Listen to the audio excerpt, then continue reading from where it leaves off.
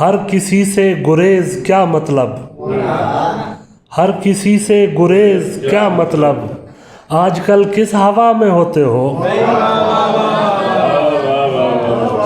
हर किसी से गुरेज क्या मतलब, आजकल किस हवा में होते हो। इसका मतलब है देख ली दुनिया, बात करने से पहले रोते हो। इसका मतलब है देख ली दुनिया, बात करने से पहले रोते हो।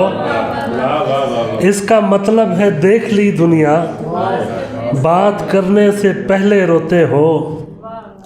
ये खुदाई सिफत भी है तुम में, दूर रहकर करीब होते हो। ये खुदाई सिफत भी है तुम में, दूर रहकर करीब होते हो। इसका मतलब है देख ली दुनिया,